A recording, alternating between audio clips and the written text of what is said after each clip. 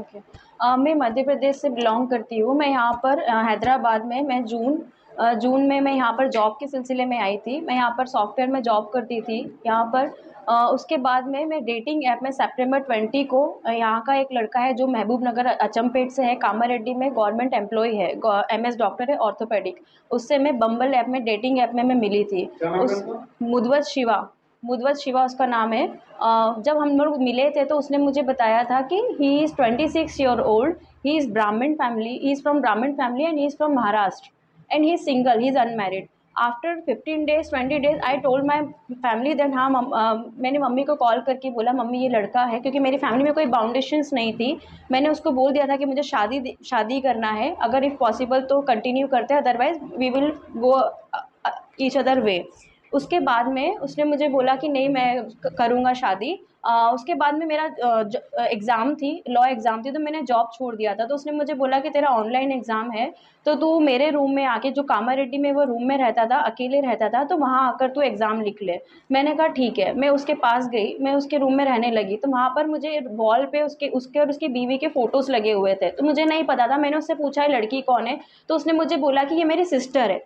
उसके बाद में मुझे कुछ डाउट नहीं गया। आफ्टर 15 डेज़ 20 डेज़ आफ्टर मुझे उसका वेडिंग कार्ड मिला। मैंने उससे पूछा कि ये कौन है? ये तेरी शादी का कार्ड है? तो मुझे बोला कि हाँ, मैं मैरिड हूँ। और उसने मुझे स्टोरी सुनाई कि मेरा फ़ोर्सफुली शादी हुई थी, बट डाइवोर्स के लिए मैं ऑलरेडी अप्लाई कर दिया हूँ और 3-4 मंथ्स में डाइवोर्स हो जाता। फिर उस 5 डेज़ बाद मुझे पता लगा कि उसका एक 6 साल का बच्चा भी है, लेकिन मैंने इतना नहीं किया कि ऑलरेडी वो डाइवोर्स के लिए अप्लाई कर चुका था। फिर हम लोगों में थोड़ी-थोड़ी लड़ाइयाँ होती थी, बट हम लोग सॉर्ट आउट कर लेते थे। उसके बाद 15 डेज़ बाद मुझे पता लगा कि उसका एक 4 महीने का और बच्चा है, जिसके बाद मैंने उसको बोला कि अब मुझे तेरे साथ नहीं रहना है, अब मुझे जाना है अपने घर, मैं नहीं रहूँगी यहाँ पर। तो उसके बाद उसका टॉर्चर चालू हुआ, वो मुझे रूम में लॉक करके रखने लगा, एनेस्थीसिया इंजेक्शन देने लगा, ड्रग्स देने लगा, पता नहीं कौन-कौन से मेडिसिन्स ज़बरदस्ती फ़ोर्सफुली गला दबा के, मुँह प्रेस करके, मुँह में पानी डाल के दवाइयाँ देने लगा। जब बहुत लास्ट टाइम में जब उसने मुझे बहुत फ़ोर्सफुली मेडिसिन दे रहा था, मैं कॉन्शियस थी, तो मैंने उसको मार-पीट करके, हंगामा करके बहुत आवाज़ें की, तो नीचे ओनर ने सुन लिया था। ओनर ने सुना तो उसने वहाँ से निकालने के लिए कहा कि तुम यहाँ से खाली करके जाओ। मैं उस टाइम पे मैं बिल्कुल चलने की हालत में भी नहीं थी। उसने मुझे सुचित्रा पे हॉस्टल पे मुझे शिफ्ट कराया। हॉस्टल पे शिफ्ट कराने के बाद में जब मैं उसको इग्नोर करने लगी तो उसकी एक और स्टोरी चालू हुई कि मुझे डोनेशन के लिए, मेरा जॉब के लिए, पोस्टिंग के लिए मुझे डोनेशन देना है, ये सब करना है। तो उसने मुझसे ऐसे करके मुझसे 1 लाख रुपए और मेरी ज्वेलरी ले ली। उसके बाद में मैं अपने घर गई, मैंने उसको पैसों के लिए बोला कि मुझे पैसे चाहिए, तो उसने मुझे बुलाया। बुला के उसने मुझे रामायण पेट से हाईवे पे मेडचल टोल नाके तक उसने मुझे बहुत मारा। उसके बाद में मेरा फ़ोन तोड़ दिया ताकि मेरे सारे प्रूफ मिट जाए और मुझे छोड़ दिया। वहाँ से मैं अपना अकेले अपनी सिस्टर के पास जो भोपाल में रहती है वहाँ चली गई। वहाँ जाने के बाद रिकवर होने के बाद में वापस मैं यहाँ हैदराबाद आई। हैदराबाद आने के बाद में मैंने उसको राय दुर्गम पीएस में 0 एफआईआर करके कंप्लेंट फ़ाइल की। कंप्लेंट फ़ाइल करने के बाद में 23 मार्च को वो जेल चला गया। जेल जाने के बाद 20 दिन में वो जेल से बाहर आ गया।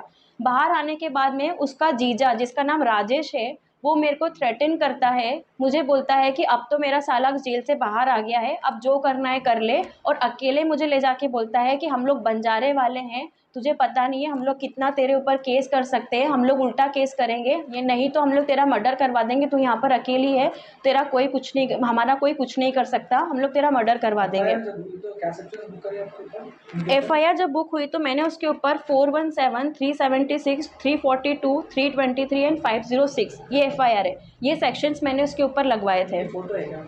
या मेरे पास उसकी फ़ोटोज़ हैं। जो कार ये शिवा है, क्या नाम है? ये मुदवत शिवा, जो मेन जो डॉक्टर है, ये मेन एक्यूज़्ड है। और ये इसका, एक बार बताइए तो। जी,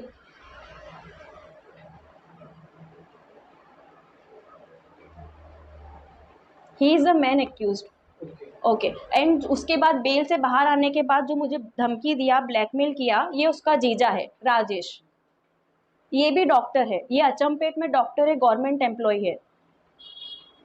ये मुझे थ्रेटन किया। उसके बाद में जहाँ पर ये काम करता है उस हॉस्पिटल में 15 लोग भर के आए थे और मुझे इसकी वाइफ जिसका नाम नवीना है, वो मुझे मारने के लिए ढूंढ रही थी कामारेड्डी में कि कहाँ पर है वो लड़की, उसके बाल पकड़ के उसका रोड में जुलूस निकाल के उसको मैं बहुत मारूंगी। तो उसके हॉस्पिटल वालों ने मुझे सेफली अपना प्रोटेक्शन के साथ में मुझे अपना सेफली रखा कि ताकि इस लड़की को कुछ प्रॉब्लम ना हो। उसके बाद में मैंने कंप्लेंट फाइल किया कामारेड्डी पीएस में। उसका जो फादर है वो मेरे पापा वहाँ पे एमपी में कॉल करके और बोलते हैं हम लोग एसटी वाले हैं, हम लोग उल्टा केस डालेंगे, चीटिंग केस डालेंगे तुम लोगों के ऊपर। और ये शिवा, मुदवत शिवा, राजेश और उसकी वाइफ, ये तीनों कामारेड्डी पीएस में मेरे अगेंस्ट कंप्लेंट भी फाइल करने गए, चीटिंग का कंप्लेंट उल्टा। लेकिन पीएस वालों ने इनकी कंप्लेंट ली नहीं, क्योंकि मेरा केस जेन्युइन है, मुझे पता ही नहीं था कि वो मैरिड है, उन्होंने नहीं लिया। इसकी एक फ्रेंड है, एडवोकेट फ्रेंड है, वो और इसका फादर मिलके मेरे पापा को कॉल करके उल्टा ब्लैकमेल कर रहे हैं कि पूरा खानदान तुम्हारा अंदर चला जाएगा, हम लोग एसटी वाले, हमको अलग से प्रोविजन मिलता है। और ये वहाँ पे एमपी में ये लोग ज़बरदस्ती, ये लोग वहाँ पर कुछ ना कुछ पॉलिटिकल सपोर्ट लगा के मेरी फैमिली में, मेरे घर में 4-4 अननोन लोग भेज रहे हैं। वहाँ पर किसी को पर्सनली किसी को इन्होंने हायर कर रखा है, मेरी मम्मी को, मेरे पापा को कॉल करके ये लोग केस कॉम्प्रोमाइज़ के लिए धमकी दे रहे हैं। इसलिए मैं अब यहाँ पर मैं चाहती हूँ कि इसका बेल कैंसिलेशन हो जाए और उसको वापस से जेल जाए, ताकि वो मुझे फिर से थ्रेटन ना करे।